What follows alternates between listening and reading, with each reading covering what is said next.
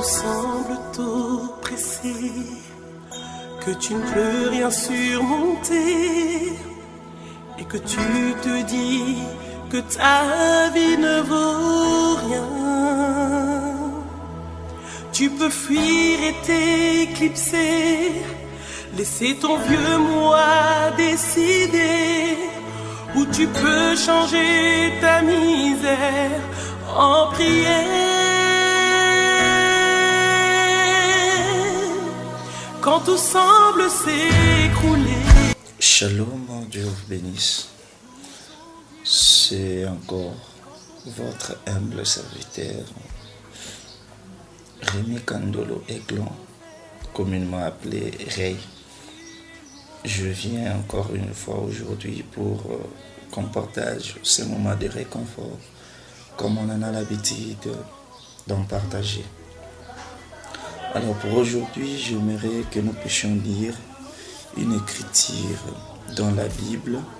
Nous allons lire dans le livre des psaumes. Nous allons lire dans le psaume 31, à partir du 21, psaume 31, 21. Béni soit l'Éternel, car il a signalé sa grâce envers moi, comme si j'avais été dans une ville forte. 22. Je disais dans ma précipitation, je suis chassé loin de ton regard, mais tu as entendu la voix de mes supplications quand j'ai crié vers toi. Amen. Voilà, cette écriture ici, quand je l'ai lu, je me suis dit que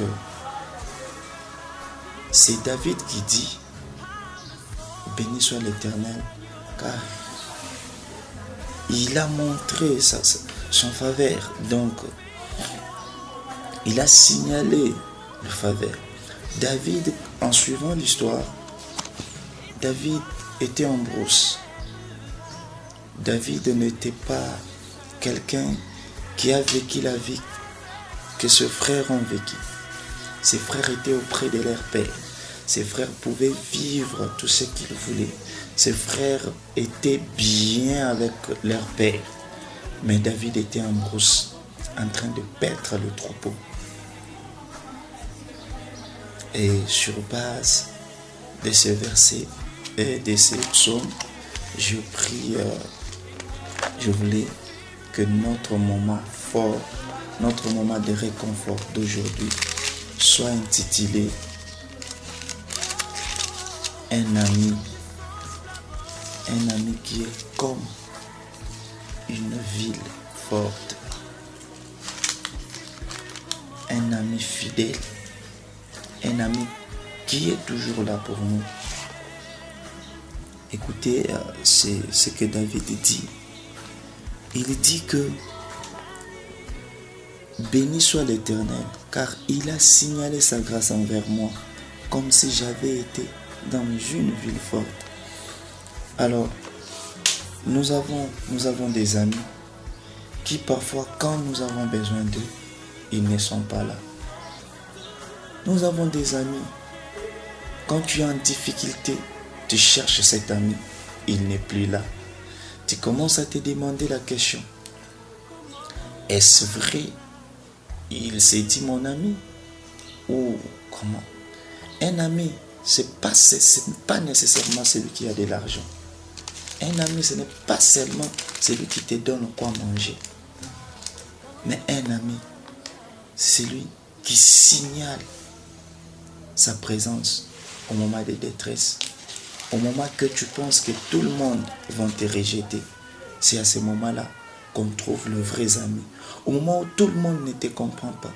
J'aime bien comme un poète disait, quand les hommes qui ne peuvent voir le cœur condamnent, toi qui vis dans le cœur, tu compatis. J'aime bien ces paroles. Quand les hommes qui ne peuvent pas voir l'âme condamne, toi le Dieu qui vit dans l'âme, tu compatis. Alors David, en suivant ces psaumes ici, là où il dit, oh combien est grande ta bonté, que tu tiens en réserve pour ceux qui te craignent, que tu témoignes à ceux qui cherchent en toi leur refuge à la vie de Fils de l'homme. Tu les protèges sous l'abri de ta face contre ceux qui les persécutent. Tu les protèges dans ta tente contre les langues qui les attaquent. Un ami fidèle, un ami comme une tour forte, un ami comme une ville forte. David était persécuté une fois. Saoul est en train de lui chercher. David, en fuyant, il a couru. Il est parti. Il est entré dans la ville. Il devait tenir les cornes de Ramoth. Or, quand tu entres dans cette ville-là, on ne pouvait pas te persécuter. Voilà, c'est de cet ami-là que je voulais parler. Un ami comme une ville forte. Quand tu arrives là, on t'accueillait avec toutes tes difficultés. On pouvait t'accueillir et entrer dans cette ville-là. Mon frère, ma soeur, toi qui pourras me suivre par le canal que nous partageons tous, YouTube, n'importe quel réseau social que tu pourras tomber sur cet audio. Nous avons des amis en qui nous comptons. Il y a même des autres qui comptent sur leur père. Il y a même des autres qui comptent sur leur grade en armée. Mais laisse-moi te dire que tout ça peut finir un jour. Parce que tout ce qui a un commencement aura aussi une fin. Mais pose-toi la question, quand tout ça arrivera à sa fin, quand le rouleau du livre arrivera à sa fin, quand le souffle de la vie s'arrêtera un jour, nos grades en armée ne nous fera aucun bien. Il n'y aura rien. Mais je voulais te parler d'un ami fidèle.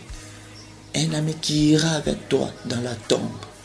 Un ami qui ressuscitera avec toi lors de la résurrection. Un ami qui te transportera lorsque tu seras fatigué. Un ami qui montre, qui signale son faveur. Mon frère, David était persécuté en fuyant Saoul. Il fuyait Saoul parce que Saoul avait su que c'était lui qui devait lui remplacer. C'était lui qui était loin comme roi. Alors Saoul voulait éliminer David. David fuyait, David courait. Imaginez-vous que les pains de proposition, David est arrivé au point de manger les pains de proposition. Mais ces pains-là, peu importe, mais comme il était loin pour être roi, il a mangé les pains de proposition. Rien ne lui est arrivé. Pourquoi? Parce que cet ami-là était là. Mais imaginez-vous, David sans cet ami-là. David sans cet ami-là. Comment David pouvait arriver? Qu'est-ce que David allait devenir sans cet ami? Alors qu'il était où un roi? Mais avec l'onction royale, si David pouvait abandonner cet ami-là, pouvait dire, ah, l'Éternel ne vaut rien, on m'a déjà ouin. Posez-vous la simple question. Qu'allait être la vie de David? Alors, c'est comme toi aussi ce matin. Tu peux espérer dans ce que tu es. Tu peux espérer dans tes biens. Tu peux espérer dans ton argent. Mon frère, je ne refuse pas. C'est bien. Ce sont les biens que nous avons besoin sur cette terre pour nous aider à évoluer. Mais pose-toi la question de savoir, un jour, tu seras devant le volant et que tu commettras peut-être un accident. Quel sera ton avenir? Mais ici, David dit, béni soit l'Éternel, car il a signalé sa grâce envers moi, comme si j'avais été dans une ville forte. Mais j'aime bien le point 20. Il dit, oh, combien est grande ta bonté, que tu tiens en réserve pour ceux qui te craignent, que tu témoignes à ceux qui cherchent en toi leur refuge, à la vie de Fils de l'homme. Mon frère, Cet ami que je voulais te présenter, c'est le Seigneur Jésus-Christ. Il tient en lui, en réserve une bonté pour toi qui le crains. Il réserve pour toi la bonté. Si seulement tu peux lui faire confiance. Si seulement tu es arrivé au point de vivre et de compter à lui et non pas ce que tu possèdes, non pas tes calculs. Mon frère, il n'y a personne, ma soeur, il n'y a personne sur cette terre qui décide que demain matin je vais me réveiller et qu'il se réveille. Non. Il y en a les autres.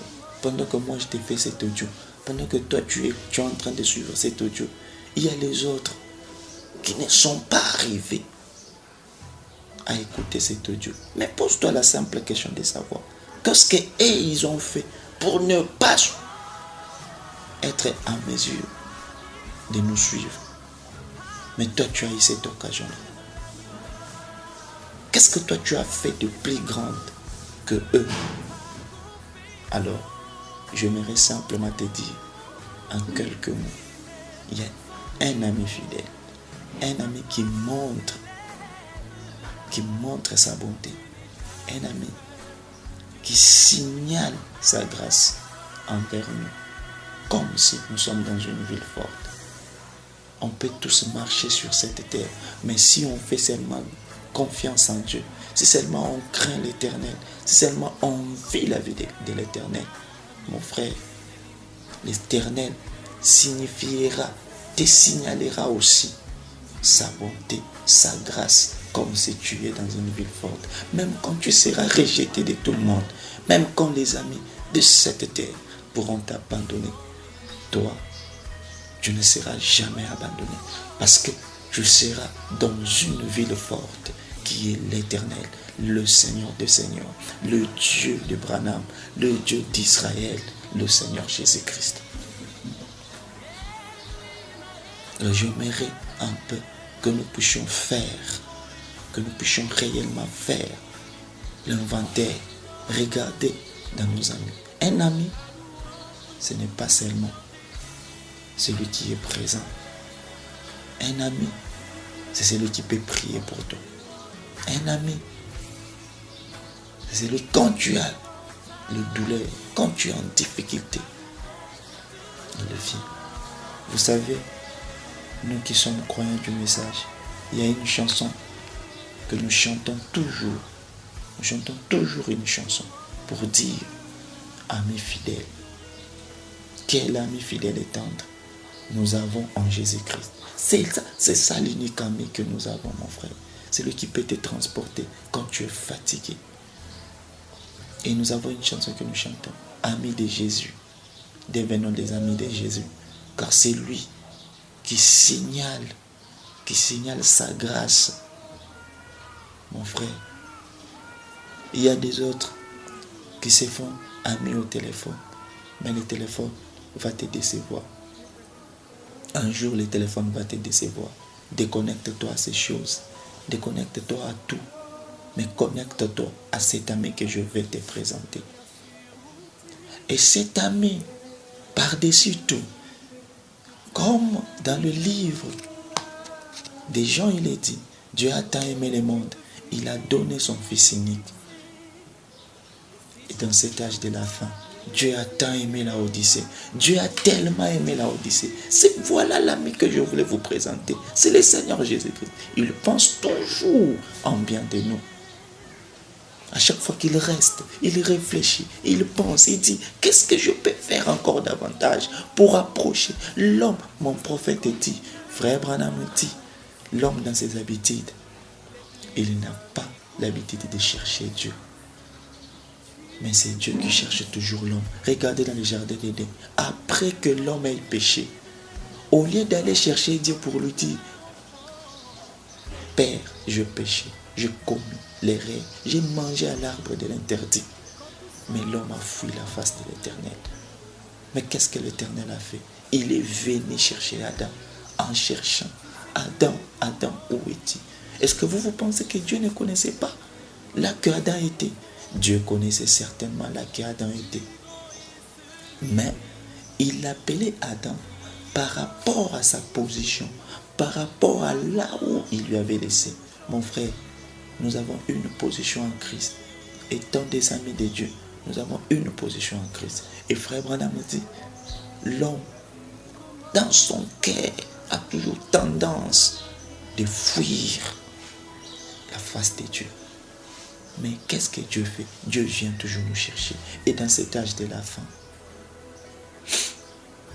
le Saint-Esprit a été lié il y a 2000 ans. Tout le monde priait, cherchant la délivrance du Saint-Esprit. Tout le monde cherchait comment arriver, comment. Le réveil était à sec. On ne savait plus que faire. Mais il y a eu quelqu'un. Dieu a tant aimé la Odyssée. Il a aimé le temps de la fin. Voyant réellement, je crois qu'on pourra partager plus tard un moment de réconfort que j'ai encore nommé la voie échappatoire de Dieu pour ses enfants. Dieu a regardé dans cet âge de la fin. Il s'est posé la question, que ferai-je alors que le peuple jouerait à détruire ce monde par le feu et par l'eau? Mais que ferai-je? Comment faire de sorte à ce que mes amis puissent être épargnés? Comment faire à ce que je puisse les protéger? Oh, bien-aimé, Dieu a regardé. Il s'est posé mille et une questions. Il s'est demandé comment faire. Regarde, quand l'homme avait péché, Dieu est descendu lui-même. Il a brisé sa vie au calvaire pour donner l'accès à tous en devenant sacrificateur. Et dans cet âge de la fin, Dieu a signalé son amour. Il a signalé sa grâce comme si nous étions dans une ville forte. Il a envoyé un message. Il a envoyé William Branham avec un message. William Branham n'est pas notre Dieu. Nous n'adorons pas William Branham, mais nous adorons le Seigneur Jésus-Christ. C'est lui l'ami fidèle. C'est lui l'époux de nos âmes. C'est lui la tour forte. C'est lui cette ville forte que je vous présente. Dieu a envoyé William Branham avec un message. Et le but pour lequel frère Branham est venu sur cette terre, mes frères, laissez-moi vous dire la vérité. Frère Branham dit, je ne suis pas venu établir des églises, ni construire des bâtiments, mais je suis venu construire des individus. Faire d'eux le temple de Dieu vivant, voir s'établir une communion intime avec Dieu. Voilà le but pour lequel frère Branham est venu. Frère Branham n'est pas venu pour qu'on puisse débattre. Frère Branham n'est pas venu pour qu'on puisse se tirailler. Mais frère Branham est venu pour que nous puissions être en contact avec cet ami. Parce que cet ami-là, il montre sa grâce, il signale sa grâce. Comme si nous sommes dans une ville forte.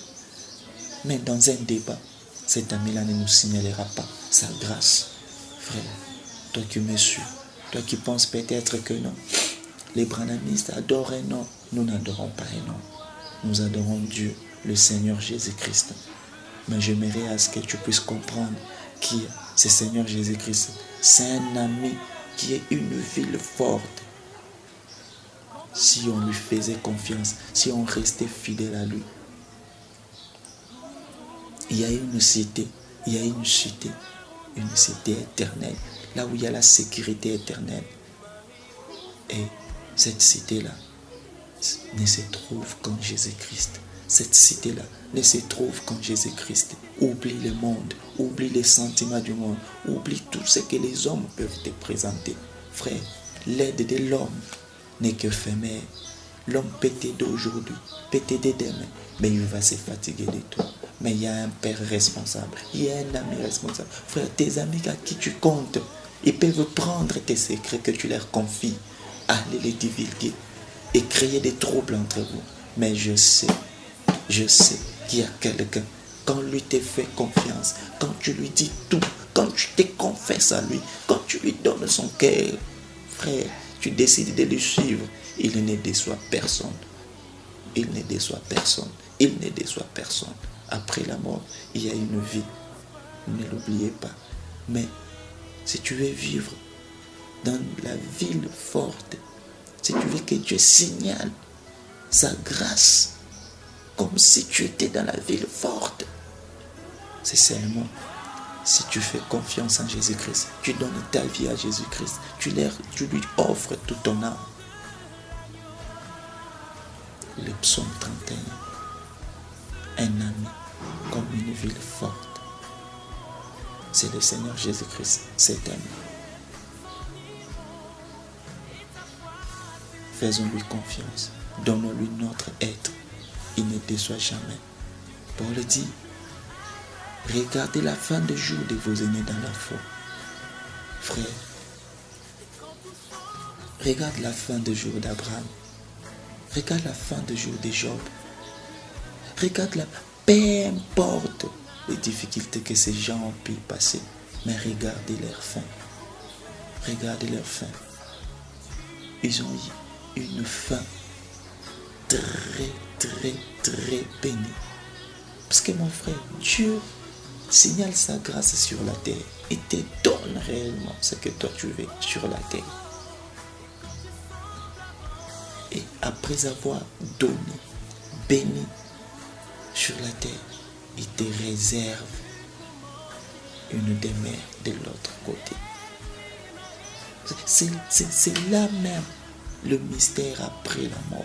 C'est là même qu'on connaît la vérité de la chose. Mais si tu ne peux pas donner ta vie à Jésus-Christ, que sera ton avenir? Que sera ton au-delà? Alors je peux répéter encore le verset 22. Béni soit l'Éternel, car il a signalé sa grâce envers moi, comme si j'avais été dans une ville forte. Je disais dans ma précipitation, je suis chassé loin de ton regard, mais tu as entendu la voix de mes supplications quand j'ai crié vers toi. Aimez l'Éternel, 24. Aimez l'Éternel, vous qui avez de la piété. L'Éternel garde les fidèles et il punit sévèrement les orgueilleux. Ne pense pas que tu es chassé loin de l'Éternel dans l'adultère que tu viens de faire. Ne pense pas que tu es chassé loin de l'Éternel dans l'escroquerie que tu viens de faire. Ne pense pas que tu es chassé de l'Éternel dans le vol que tu viens de faire. Ne pense pas que tu es chassé loin de l'Éternel dans la mauvaise vie.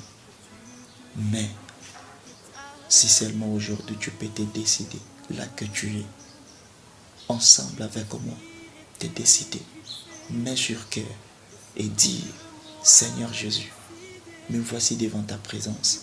Je viens réellement avec sincérité de mon cœur. Je sais que je faillis. Je sais que je t'ai trahi. Parce que nous devons lui représenter sur cette terre. Mais si tu peux lui dire, je sais que je faillis. Je sais que je n'ai pas vécu ma vie pour toi. Mais j'ai vécu ma vie pour moi-même. Alors j'aimerais que le reste de mes jours, que je puisse le vivre pour toi. Afin que toi tu puisses signaler ta grâce envers moi comme si j'ai été. Frère, regarde dans la vie du péché. Il n'y a que la pression. Il n'y a que la pression. Il y a la peur. Des fois tu peux être là. La peur commence à t'écouter. Tu peux être là. Toi-même tu n'es pas si. Tu te dis, peut-être que demain, quelque chose peut m'arriver. Après avoir escroqué quelqu'un, tu commences à marcher avec la paix. Mais il y a une paix éternelle dans cet ami. Fais Dieu confiance. Décide-toi, en suivant cet audio, décide-toi de donner réellement ta vie au Seigneur Jésus-Christ. Et tu verras que toute ta vie sera changée. C'était votre humble serviteur, Ray Aiglon Kandolo. Que Dieu vous bénisse. Et j'aimerais faire cette courte prière. Si tu es touché, si tu veux réellement donner ta vie au Seigneur Jésus-Christ, le message de cet homme de la fin, tu peux simplement mettre ta main sur le cœur alors que je suis en train de prier. Seigneur Jésus-Christ, voilà que ton fils, ta fille a suivi ces moments de réconfort. Seigneur, nous savons que tu as dit, allez par tout le monde, prêchez la bonne nouvelle, faites de toutes les nations mes disciples. Seigneur, cette parole, tu ne l'as pas limitée. Tu n'as pas dit que cette parole puisse se limiter quelque part, mais tu as dit que nous puissions aller même aux extrémités de la terre. Alors Père, des fois nous avons la possibilité d'arriver au front, au fin fond, mais regarde, nous avons aussi, par la grâce de Dieu, trouvé un moyen que nous pouvons atteindre plusieurs personnes.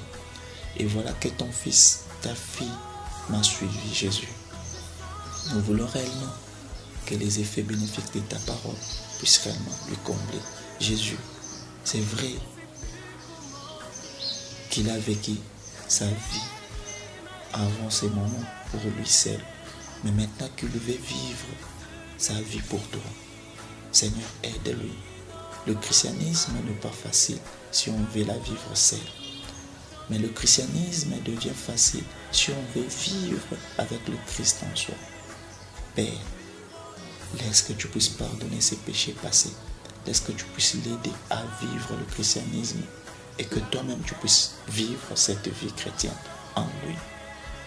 Nous les recommandons entre tes mains. Laisse que tu puisses pardonner leurs péchés du passé, que tu puisses les aider maintenant à évoluer. Laisse que la voie qu'ils viennent de choisir, que cela puisse être réellement, ô Dieu de William Branham, une voie que toi, tu seras réellement leur Dieu. Père, aide-les à surmonter les difficultés de la vie.